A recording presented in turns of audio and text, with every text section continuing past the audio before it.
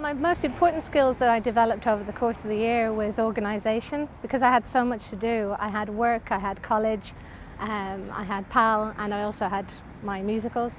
So I had to balance everything out, so organisation was definitely one of the key factors that I learned over the year. The PASS programme for me, it definitely improved my communication skills, presentation skills, organisation skills, things like that. Not just for the students, but for my own coursework as well, it would have really been beneficial. Communication skills, I was able to kind of talk to groups where I wouldn't have been that bad at talking to groups, but it definitely improved it. Organisation-wise, it helped me to kind of plan ahead. I was able to plan past sessions in advance when I knew what topics I'd be covering, say, the following week. And planning as well, you'd be able to, say, plan the room layout, so to make the students more comfortable, things like that. As a PASS leader, the positive experiences for myself was my CV grew. I got a lot of extra qualifications from being a PASS leader. I presented to the quality committee in the college about a new module for PASS leaders to gain 5 credits as an elective. I also got to present a question and answer service at the PAL Symposium and PASS Symposium that was held in GMIT. There wasn't too many negative effects. Obviously it took up a little bit of time, not too much.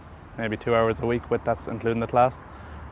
So, there's not too many people in the college that can't spare an hour or 2 a week. So there wasn't such a negative effect. Using group discussion was very beneficial because it gave the students the opportunity to talk, whereas in, say in lectures, they may be a little bit intimidated because it's more large group. With the PASS programme, it mainly focused on small group work, and I feel it helped them grow in confidence as well. A lot of the challenges for the first year students would be, number one, for the mature students, they felt like they were, all of a sudden, they were in with all these people who had just finished secondary school, and they thought that they were maybe too old, and they didn't know how to communicate with these people who were basically their children's ages. So the PAL session actually allowed them to get together and start talking and getting to know the people who had just finished secondary school, and finding out that they weren't boring or anything like that. They're actually really cool, and you can actually learn a lot from them. It's not just all about educating them or trying to educate them, facilitating their education. It's all about third level life, how they're adapting to it. Some of them are 17 years of age, moving away from home for the first time. It's hard. They don't know where to go. I myself moved down here.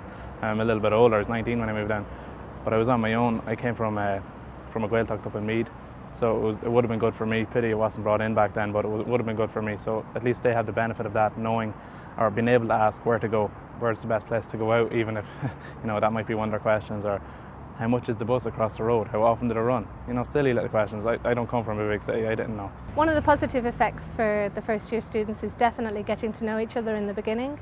In first year, you're all piled into the same rooms, or sometimes into separate classrooms, into separate areas, and you don't really get to know people in the other groups. But in PAL, you're all bunched together, and you get to play these games that allow you to communicate and learn each other's names and the same interests.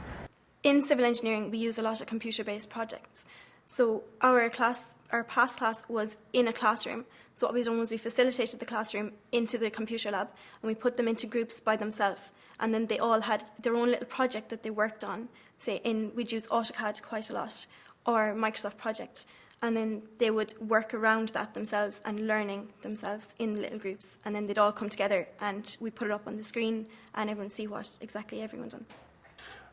With business, sports and recreation, there was a subject a lot of the students found difficult. It was anatomy and physiology.